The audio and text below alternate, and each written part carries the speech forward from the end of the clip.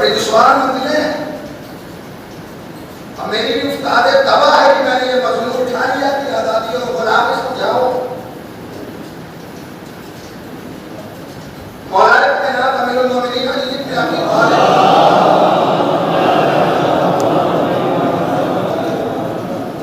بڑا مشہور واقعہ ہے میرے لیے آسانی. اگر اپنے بزرگ نے رات میں کتاب کا نام لے لیا اور کتاب سے مواد میں پیش کر دے رہا ہوں. شہید مرتضیٰ مطہری کی کتاب جاذبہ و دافع علی. جاذبے کے معنی کیا ہے کہ انسان کو اپنی طرف کھینچنے کی طاقت سے جاذبہ کہا جاتا ہے. اور انسان کے اندر ایسی خوبی ہو کہ کچھ افراد اس سے دور بھاگے اسے دافع کہا جاتا ہے. اگر دافع علی کی خوبی نہ ہوتی تو مرتضیٰ مطہری نے کبھی شرنامہ کتاب نہ قرار دیا ہوتا. اس کا مطلب یہ ہے کہ سب کا نزدیک آنا بھی اچھا نہیں ہے.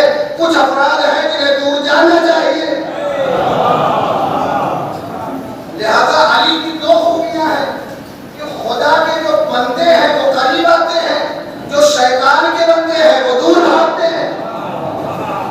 لہذا علی کی خوبیاں دونوں ہیں, جاذبہ ہو یا دافعہ ہو. اسی لیے مولا نے کہا بھی کہ وہ انسان منافق ہے جس کا کوئی دشمن نہ ہو. انسان کی خوش نصیبی ہے کہ اس کے ایمان کا اعلان ہوتا رہے کہ کچھ افراد دشمنی کا مظاہرہ کرتے جائیں. ورنہ یہ نفاق کی سند ہے کہ سب خوش ہیں.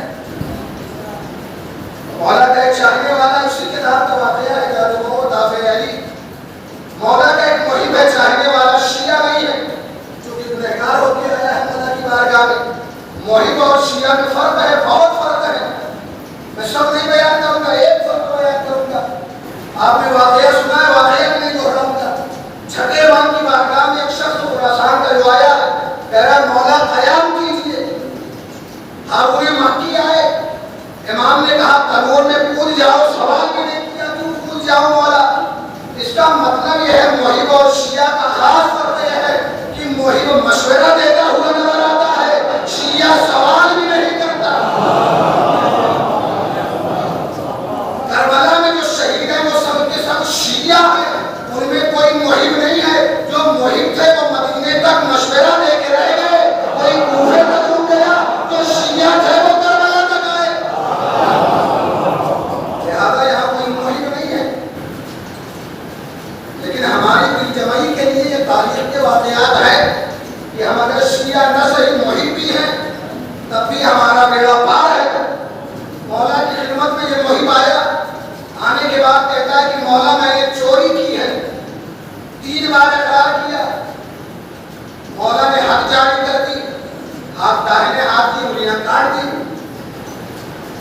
اچھا یہ بھی بڑا عالم اسلام کا نازک مسئلہ ہے کہ ہاتھ کاٹے کہاں پہ جائے. امام کے زمانے میں واقعہ پیش آیا, دربار کے مفتیوں نے کسی نے کہا کہ بازو سے, کسی نے کہا کہ کندھے سے, کسی نے کہا کوہنی سے کاٹا جائے, کسی نے کہا کلائی سے کاٹا جائے. الگ الگ چیزیں. جب تاریخ کے یہ واقعات پڑھتا ہوں تو یہی چیز سمجھ میں آتی ہے کہ ہاتھوں کے کاٹنے کا مشورہ دے کے بہت سے نام نہاد علماء نے اپنی ہی ناک کٹوا دی ہے. امام نے کہا کہ انگلیاں کاٹی جائے گی. قرآن میں اللہ نے کہا ہے کہ ان المساجد للہ, مسجدیں اللہ کے لیے ہیں. اب مسجد اس میں ضرب ہے, اپنی زبان کا فائدہ علماء تشریف فرما ہے. مسجد کہا جاتا ہے محل سجدہ کو. انسان جہاں پہ سجدہ کرے وہ بھی مسجد ہے, جن مقامات کا سہارا لے کے سجدہ کرے وہ بھی مسجد ہے. یہ بندہ مومن کا فخر ہے کہ اللہ نے صرف عبادت کرنے کے لیے مسجدیں بنانے کا حکم نہیں دیا, بندہ مومن کے اعضاء کو بھی مسجد کہا ہے. اب جو نماز نہیں پڑھتا اس کی اپنی قسمت اور سعادت اور بدبختی ہے. امام نے انگلیاں کاٹ دی. وہ کٹی ہوئی انگلیاں بائیں ہاتھ میں لے کے باہر نکلا دربار سے. واقعہ ہے خارجی ایک سامنے آیا, نام ہے ابن القوا. تاریخ کا یہی تو المیہ ہے کہ کوے اور کوے کی اولادیں یہ ہر موقع پہ یوں ہی شور کرتے ہوئے آئے ہیں. اب عربی زبان میں اس لفظ کے معنی ہوتے ہیں جو کوے کی صفت ہے. اس کے معنی یہ ہے बेहुदा बातें करने वाला। अब इसका नाम उसे अब्दुल्ला इब्न कौवा है। ये आया और आने के बाद कहा तुम्हारे हाथ किसने काट दिए? चाहता यह है कि मौके का फायदा उठा के मोहब्बत को दुश्मनी से बदल दिया जाए। ऐसे मौके तलाश करना खारिजियत का काम है, ईमान वालों का मसला नहीं है। ये खारिजी जैसे कि आगे बढ़ के तलाश करता है। एक मर्तबा ये मौला का चाहने वाला आवाज देता है, पूछा गया किसने हाथ काटे? कहा फतह यमीनी इमामुल हक यासूबुद्दीन कायदुल गुर्रिल मुहज्जलीन सैयदुल आबिदीन खैरुल मुहतदीन हुज्जतुल्लाह अलल खल्क़ अजमईन। एक मर्तबा उसका रंग बदल गया, यहाँ तो हाथ काटे गए, इधर ज़बान पे कसीदा जारी है। किसी ने मौला को खबर की मौला जो अभी दरबार से निकला है वो आपका कसीदा पढ़ रहा। मौला ने कहा बुलाया जाए। एक मर्तबा उंगलियां मांगी, एबा का साया किया, मौला ने ज़ेरे लब दुआएं पढ़ी, कलिमात खुदा की तिलावत की। जब एबा का दामन हटाया तो हाथ सही वो सालिम थे। बस यही हमारे दिल की तसल्ली के लिए काफी है। गुनाहों की हद जरूर जारी होगी, लेकिन अली की मोहब्बत आखिरत में यूं ही काम आएगी। ये अली की बिला और मोहब्बत है, हद जारी हो गई, हाथ जोड़ दिए गए। और इसमें इत्मीनान का पहलू भी है, इसमें बेदारी का पहलू भी है कि इंसान मोहब्बत पे भरोसा करके अगर जा रहा है तो जो माँ कब्ल के अजाब हैं उनके लिए भी तैयार हो जाए। अगर इंसान के वजूद पे गुनाहों का बोझ है तो इंसान उसे दूर करता हुआ जाए।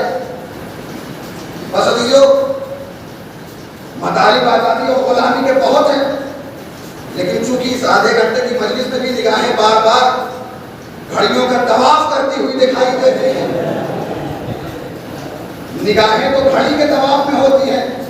मुझे नहीं मालूम कि किसी आगे की मजलिस में किसी खास चीज के तवाफ में हो, लेकिन ये याद रखिए लज्जते कानो दहन के लिए कभी लज्जते जिक्र को फरामोश न कर दीजिएगा, इसलिए कि ये लज्जत आरजी है, खत्म हो जाने वाली है। ये लज्जत दायमी है जिसका सिलसिला जाके जन्नत की लज्जात पे मुंतही होता है। लिहाजा आजादी को समझना बहुत बड़ी चीज है। चौथे इमाम इमाम ज़ैनुल आबिदीन अलैहिस्सलाम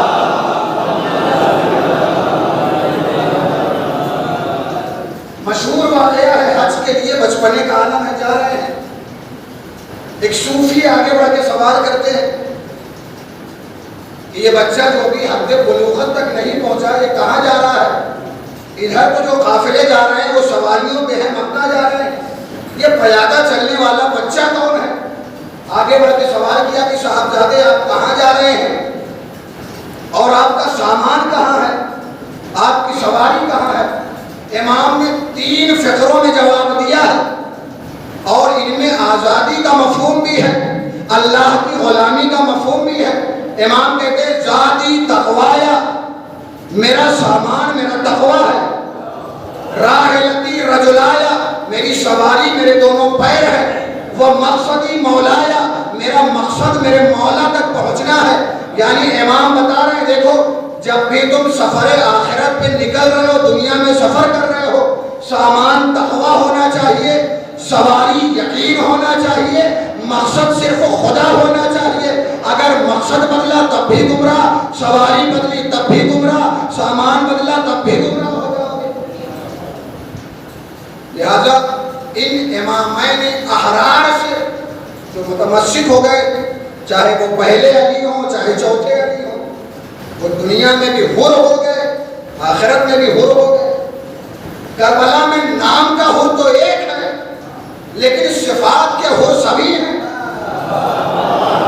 और फकत करबला तक महदूद नहीं है। आगाज करबला में मुस्लिम कूफे का हुर है, जहां शहवात नफसानी का गुलाम इब्न ज़ियाद बैठा है, वही किरदार का हुर मुस्लिम सामने खड़ा है। किसी ने सवाल किया मुस्लिम अमीर को सलाम नहीं किया? जनाब मुस्लिम क्या कहते हैं? लैसा लिल अमीर सिवल हुसैन, मेरा अमीर सिवाय हुसैन के कोई और नहीं है। जुमले बदल के कह दूं, गुलाम के सामने आज़ाद का फिक्रा ही नहीं है, بلکہ سقیفائی نمائندے کے سامنے مسلم غدیر کی ترجمانی کر رہے ہیں۔ مسلم نہیں بول رہے ہیں، غدیر بول رہی ہے۔ دنیا سمجھ رہی تھی غدیر خم کے چوراہے تک محدود ہو جائے گی، لیکن یہ غدیر کبھی کوفے میں زبان مسلم سے آواز دے رہی ہے، کبھی کربلا میں حلقے بریدہ سے صدا آ رہی ہے، اشہد ان لا الہ الا اللہ۔ کربلا کا جو حر ہے وہ بھی ایسا حر ہے عزیزو جسے امام نے کہا انت حر فی الدنیا والآخرہ۔ جب سارے آزادی کے صفات دیکھ لیے حسین نے تو کلمات سند بن کے امام کی زبان پہ آ گئے، تم دنیا میں بھی حر ہو، آخرت میں بھی حر ہو۔ یہ شناخت مقام زہرا کتنی عظیم چیز ہے۔ امام نے زیر زمین دل اس چشمے کو، سوتے کو محسوس کر لیا تھا جو حر کی زمین کے دل کی زمین کے نیچے بہ رہا تھا، احترام سیدہ کا چشمہ، اسے حسین نے پہچانا۔ ارباب ادب تشریف فرما ہے، معنی اور ذو معنویت کو پہچاننے والے افراد ہیں۔ ایک جملہ کہہ دوں، جو سوتا حر کی زمین دل کے نیچے تھا، حسین اسی سوتے کو جگانا چاہ رہے تھے۔ جو سوتے ہوئے نہیں ہیں وہ پہنچ گئے، اور جو سونے کے بعد پھر سو رہے ہیں وہ شاید نہیں پہنچ سکے۔ اور حسین نے اس چشمے کو، فرزند خلیل و ابراہیم نے اس چشمے کو ایک ٹھوکر سے جگایا۔ جب لجام فرش پہ حر نے ہاتھ ڈال دیا، امام نے کہا ثقلت کا امک یا حر، اے حر تیری ماں تیرے ماتم میں بیٹھے۔ بس یہی ٹھوکر تھی جو وقت کے خلیل نے اس زمین پہ ماری۔ نانا کون ہے؟ اور اس کے بعد جب حر آئے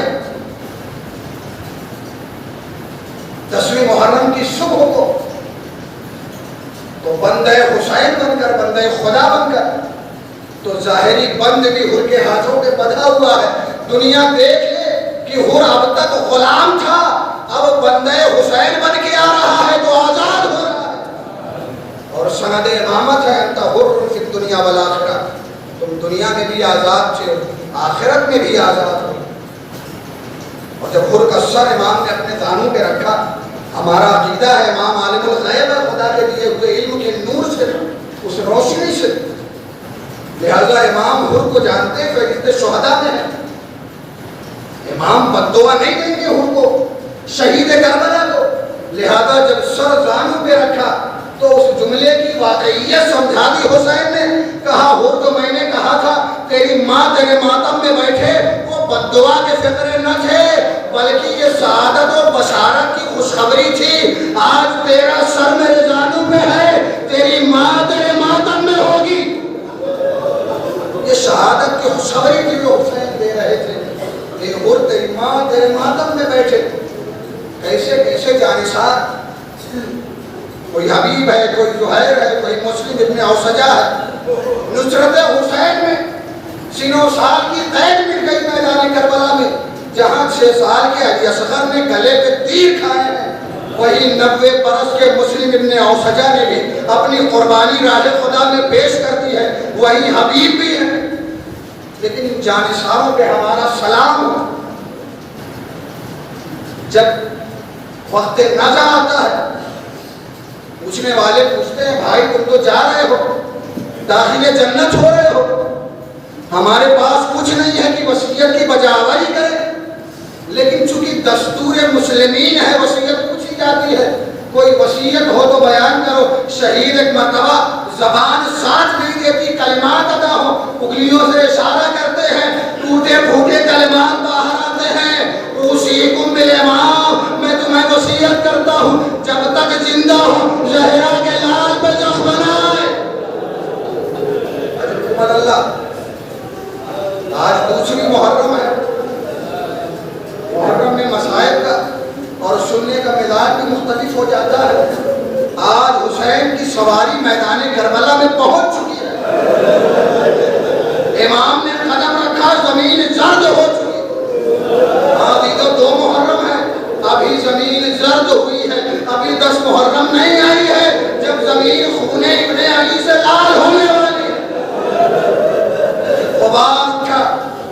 زینب پہ آیا بھیا یہ زمین بڑی مقام کرب معلوم ہوتی ہے، بھیا یہ زمین مقام بلا معلوم ہوتی ہے۔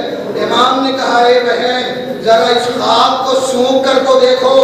امام نے خواب بہن کو سنائی، بہن نے کہا اے میرے بھائی ارے اس خواب کو دور کرو، اس خواب سے آپ کے خون کی بو آ رہی۔ کیسے کیسے حسین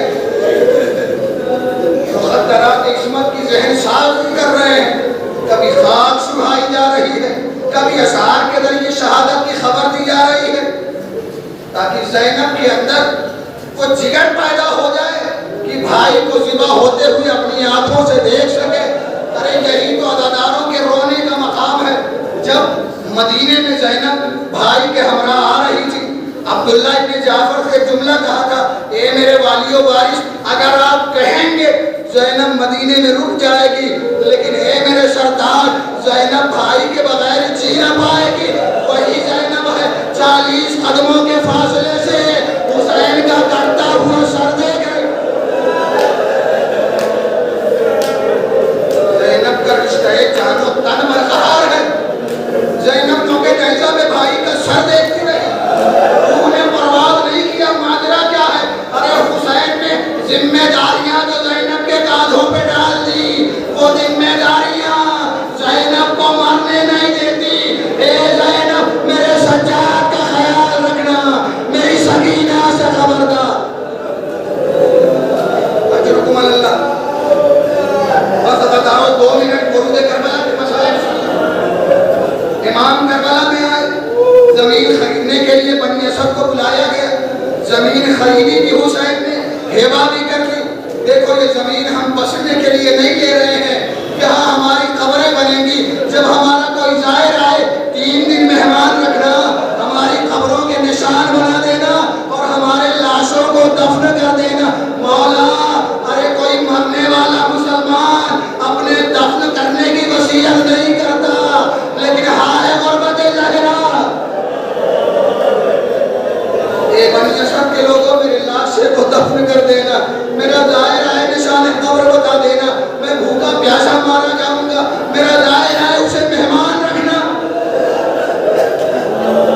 اس کے بعد عورتوں کو بلایا اور کہا دیکھو اگر تمہارے شوہر ظالموں کے خوف سے نہ دفن کرے تو انہیں غیرت دلانا کہ یہ ہمیں دفن کر دیں۔ اس کے بعد کہا ہے بنی اسد کی عورتوں تم واپس جاؤ اور اپنے بچوں کو بھیج دو۔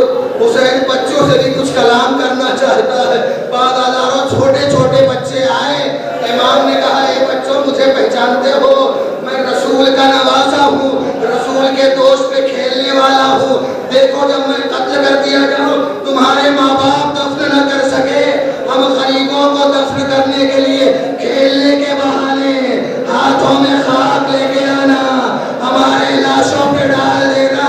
لیکن ہائے کربلا 10 محرم کا دن گزرا، لاشیں زمین پہ پڑے ہوئے کربلا کی خاک اڑ کے حسین کے بدن میں آئی۔ اے آقا جب تک آپ دفن نہیں کیے جاتے یہ خاک کربلا آپ کا پردہ ہے، آپ کا کفن بھی ہے۔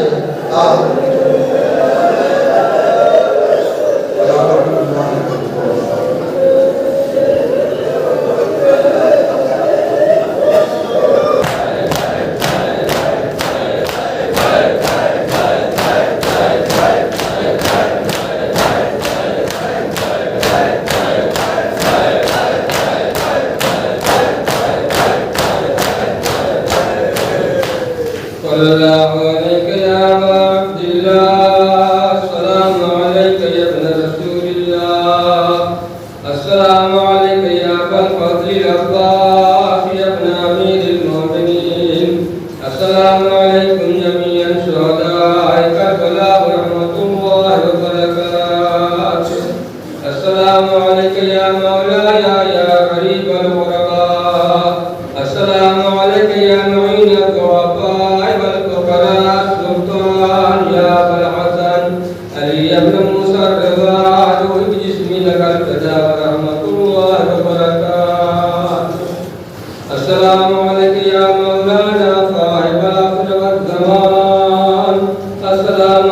یا